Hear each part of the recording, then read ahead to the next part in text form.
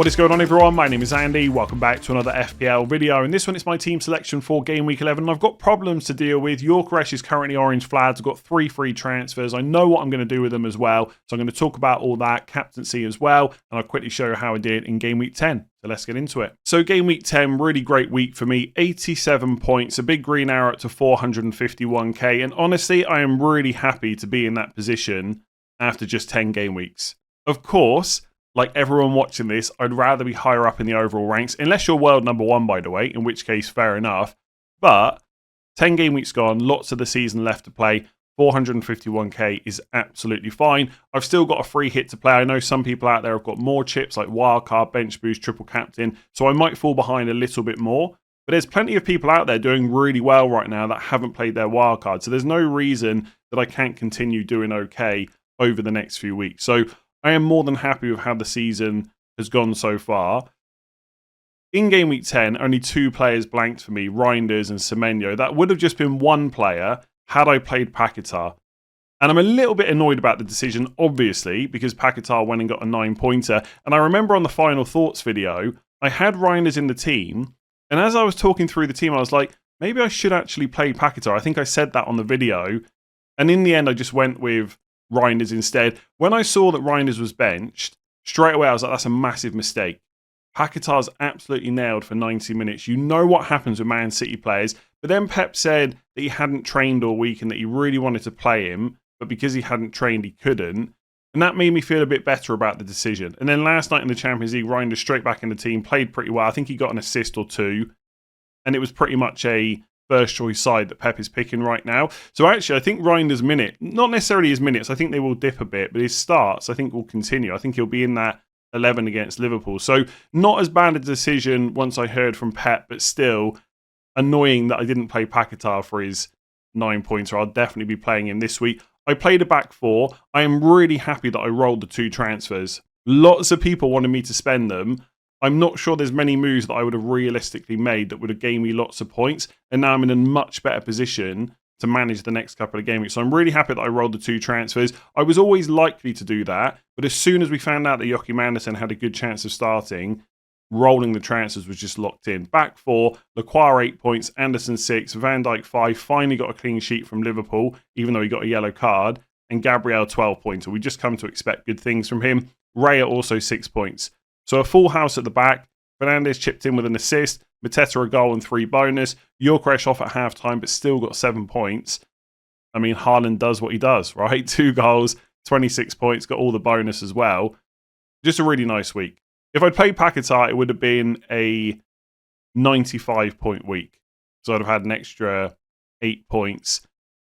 It is what it is. I'll tell you right now, I am going to make way worse decisions this season than benching Paquetá for Reinders. So, and it's easier to say that because I had a good week. Like if I'd had a bad week and also not got those 8 points, it would have been even more annoying. But look, these things happen in FPL. I don't think it was a terrible decision. Some people might disagree. It is what it is. Really happy with how things have gone. I rolled 2 free transfers, which means I've got 3 for next week. So let's talk about how I'm going to use them. So defensively, things are pretty straightforward this week. Double Arsenal defence is always super reliable. Raya and Gabriel not going anywhere anytime soon. Lots of discussion this week on the timeline about whether Raya is a good or a bad pick. Honestly, he's in my team already, so I don't really care. I paid 5.5 million for him. He gets me 6 points most weeks. I'll absolutely take that. And also, rather than have a second Arsenal defender, I've got Van Dijk. And actually, I'm quite happy about that because I think there's a lot of people that won't go there still, despite how good the fixtures are. And look, maybe I'm being a bit overly confident because they got 2 clean sheets in a row. We know they've been poor before that, but the fixtures are so good, there has to be more clean sheets coming. And I do think that Van Dijk will get very close to matching most Arsenal defenders over the next few weeks, apart from maybe Gabriel, because he's the outlier. But Saliba, Timber, Calafiori, I reckon from game week 12 to 19, Van Dijk will match or outscore them. That's going to be my prediction. So I'm quite happy to have Raya in goal and then Van Dijk in defence rather than a second Arsenal defender. But Van Dijk is on my bench this week because it's Man City away. I'm not expecting a clean sheet. There is part of me that thinks you should always play your premium defender, but Lequire against Brighton at home is good. And then Joachim Andersen is so good for defensive contributions and he's got Everton away. I don't know if I'm definitely going to play Andersen though, because I've got an Everton attacker in my 11 and that will probably stay there. So I could play Senesi against Aston Villa away instead. But I just think Anderson's probably, in isolation, I think he's probably the better pick. I'd probably rather go away to Everton than away to Villa, just about. So it's going to be a close call, that one. But either way, Anderson or Senesi, they're probably going to both concede, so it's not really a huge deal. So no transfers that I need to make for my defence whatsoever. It's not perfect this week, but it's going to look a lot better over the next few weeks. Game week 12, I may even play a back five. It looks that good. So I'm not really too worried about making a transfer. I think this week, Chelsea defenders look quite good, but I don't really want to carry them long term. And then if I think about the other fixtures that are good, like West Ham defender against Burnley, no chance am I bringing them in. That's about it. Munoz is obviously great, but I've got Lacroix in place. So yeah, super happy. No transfers on my defence. Raya, Gabriel, Lacroix and Anderson is what I'm going to go with. And Van Dijk last on my bench. Hopefully that doesn't come back to bite me. So I'm going to run through my midfield fairly quick because I think it's more important to get onto my transfers. But to do that, I need to talk about my forwards as well. So Bruno Fernandes is just going to be a long-term pick for me. The Man United fixtures are good. That's why people are looking to bring in Burmo in still. And also, once African Cup of Nations starts in game week 17, the fixtures continue to be pretty good for Man United. So I can just hold Bruno the whole way through. I know he's always going to play. I am more than happy with him as a pick. And he may even be my captain in game week 14. So in game week 14, Man United have got West Ham at home, Arsenal have got Brentford at home, and Salah's got Sunderland at home. I'm probably not going to own Salah, and if there's going to be rotation, game week 14 is one of the weeks where it could potentially happen for some players. Now, I'm not saying that Saka will get rotated that week, but his minutes could be reduced. Do you know whose minutes aren't going to be reduced midweek because they haven't had to play Europe and stuff this year? Bruno Fernandes. So not only do I want to keep him long term, there are also a couple of weeks coming up where maybe he's going to be a captain opportunity as well. So he's definitely staying. Semenyo, his output has obviously dropped a little bit recently, but I've held him through the Man City game, so I'm not going to sell him now. I picked him up at 7.4 million. Villa away, West Ham at home, Sunderland away, Everton at home, next four. More than happy to keep him. After that, there's a decision to be made. They got Burnley at home in game week 17, so I'd like him for that. But once we get those free transfers in 16, or if I get to game week 15, I've got transfers to burn, then moving him to like a Foden or a Cunha or someone like that is definitely on my mind. So Semenyo stays for now. He's not someone that I think you can't sell, but if you've held him this long, you might as well keep hold of him. Paquetá is more than fine this week. Burnley at home. Rubbish long-term pick, but I will probably sell him in game week 12. Either to Minte in one transfer, or if I free up some money by using another transfer, I could go and get someone like Szoboszlai or Sarr at Crystal Palace or someone like that. So Paquetá fine this week, and then next week I'll decide what to do with him. Dewsbury Hall is in my 11, which I'm not particularly happy about. As someone that you mostly keep on the bench, he's still okay as a pick, but he's not getting a huge amount of attacking returns. The guy doesn't like to shoot very much either. But this week I'm having to play him, which is part of the reason I'm thinking about putting Senesi into my 11 instead of Anderson. It's not ideal, but I don't think I'm going to have the transfer or the money, more importantly, to deal with it this week. And I just think once I get past game week 11, there are very few weeks where I'm actually going to have to play Dewsbury Hall. And so I'm happy just to stick him back on the bench. So, look, it's nice to have a perfect team every game week, but in reality, it doesn't happen. This week for me, a little bit like last week, I feel like 10 of my players are going to be fine. Dewsbury Hall's the only bad one. But in terms of like using multiple transfers or taking hits to sort it out, it's just not worth it because from next week onwards, I don't have to play him that often. So I'm probably going to have to play him against Fulham at home this week. It's not the end of the world. It's not great to have an attacker against a defender, but the reality is Dewsbury Hall probably won't get an attacker return anyway. So I'll probably be hoping for the Anderson clean sheet and Defcons. And then I've got Reinders on my bench. To be honest, if I was keeping Reinders, I'd maybe play him over Dewsbury Hall because I think he will start against Liverpool, but I'm probably going to sell Reinders. So let's talk about the forwards as well. And then up front, I've got Mateta against Brighton at home, who's going absolutely nowhere. Haaland against Liverpool at home, who's also going absolutely nowhere and is currently my captain. And I do think that will stick, by the way. I'm pretty sure I am just going to captain Haaland this week. He's just so good, especially at home. But I'll talk about that a little bit more in a second. And then Gyökeres, who's currently orange flagged in FPL. But once we hear from Arteta tomorrow, I'm pretty sure he's going to be red flagged. All the reports coming out are saying that he's going to miss this game and hopefully he'll be back for Spurs at home in game week 12. I'm definitely going to sell him this week. if he'd been absolutely smashing it, putting up really good numbers, was first choice penalty taker, and this was just a really minor injury and we knew 100% he was going to be back for Spurs, maybe I'd make a case just to roll and have 4 free transfers in game week 12 because Gyökeres is so good, but he's not.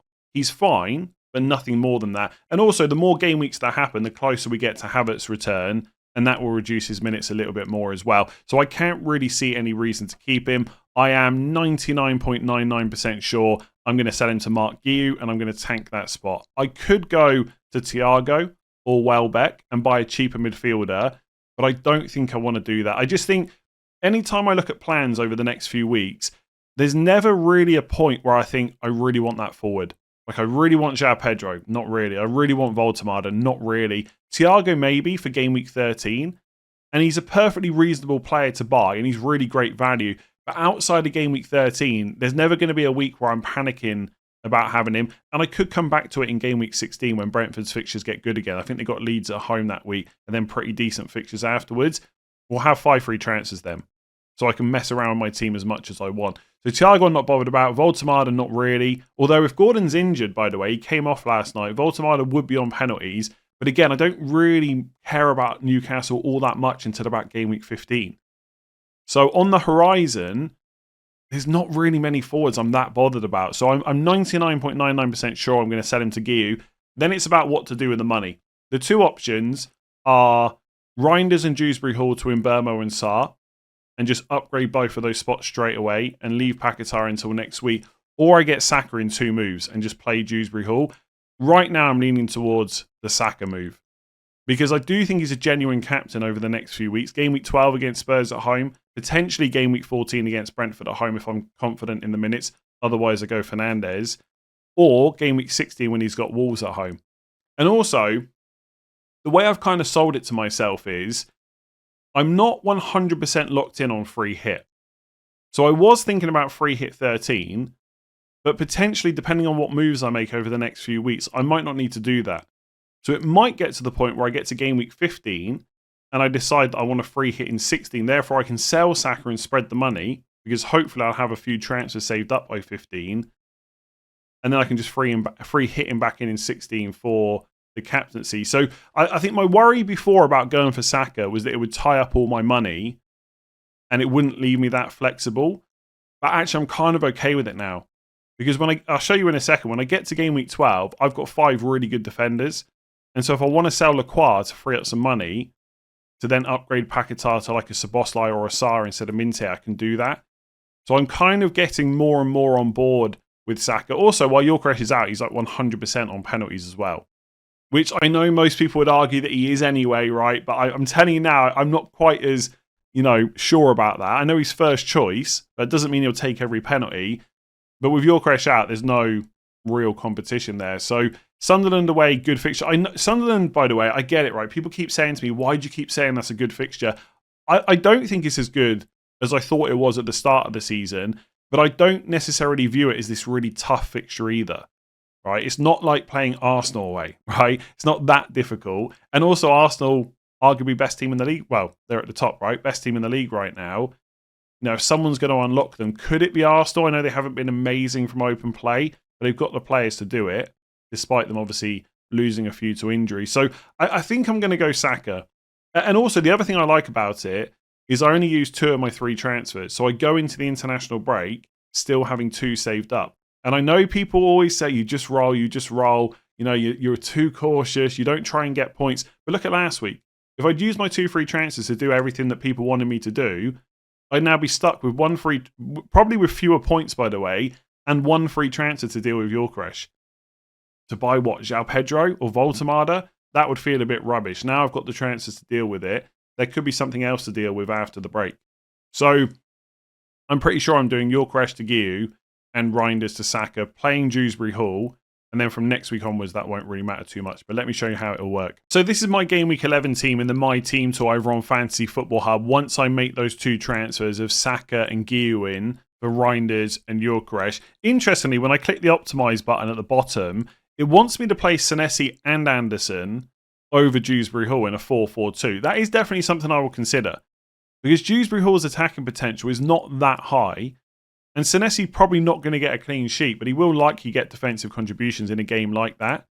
So I will give that a little bit more thought. I could play a 4-4-2, but either way, that's the two moves, Saka and GW11. Then it gives me 2 free transfers for game week 12. Now watch what happens here when I click the optimize button. This is a work of art. I'm telling you, if you don't appreciate this, that's on you, not me, right? So optimize my bus team. So the team I'm going to set up over the international break for game week 12, if I make the SAKA transfer, is a back 5.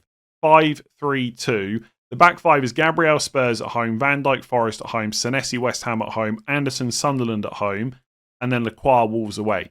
All very playable this week. Midfield 3 of Semenyo West Ham at home, Saka Spurs at home, Fernandes Everton at home, and then Haaland and Mateta up front. But I will have 2 free transfers. So I could stick to that and roll 3 into game week 13, not worry about free hitting and leave it at that. That's definitely an option.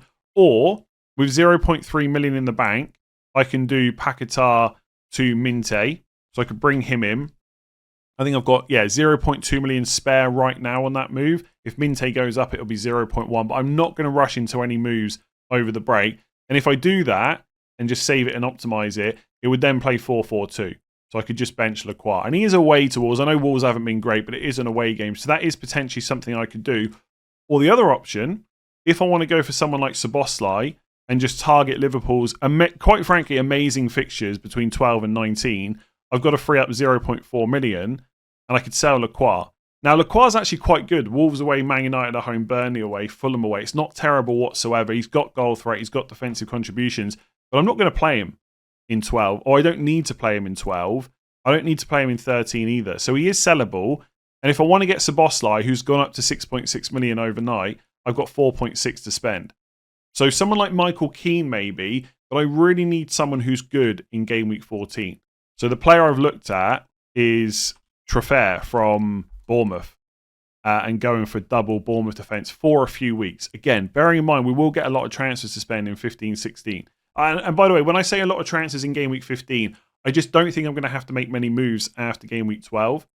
So I'm seeing game week 15 as a dead end week with like 2 or 3 transfers as long as I don't get any injuries or stuff like that. So Troffer comes in and actually has West Ham at home in game week 12, but I probably won't play him. I'll probably play the back 4 because Senesi is better than him because of defensive contributions, and Anderson's got Sunderland at home. So it's a back 4 with Szoboszlai. Game week 13 then looks a little bit better because Szoboszlai's got West Ham away and Troffer's got Sunderland away. So I wouldn't necessarily need to free hit. I could play a back 4 again and just bench Anderson against Spurs and Dewsbury Hall against Newcastle. So that saves the free hit. And then game week 14, it's just a back 4 again. So this is what I'm saying about Dewsbury Hall. It looks rubbish this week. Don't get me wrong. I don't really want to play him, and maybe I'll play Senesi, but he's not in my team for most weeks after that. And if I really need him, at least I know he's always going to play. That might change if he keeps putting in bad performances, but David Moyes hasn't mixed it up really that much so far. So game week 14, Troffer and Senesi, Everton at home, double up on Arsenal for Brentford at home. Double up on Arsenal for Brentford at home with Raya and Gabriel. Van Dijk's got Sunderland at home. Szoboszlai's in for Sunderland at home as well. And by the way, don't get too caught up on the fact Szoboszlai was the player I bought in game week 12. It could be Minte, it could be Sarr, it could be someone else. But Szoboszlai for the fixtures. Semenyo Everton at home. Fernandes West Ham at home. Saka Brentford at home. Haaland obviously always up front. And Mateta Burnley away. Now, Salah does have great fixtures in 12 and 14. But as you can see, I just think my team looks... I've been saying this for weeks now. My team, on paper, unless I get a bunch of injuries, looks so good for 12 and 14, apart from not having Salah.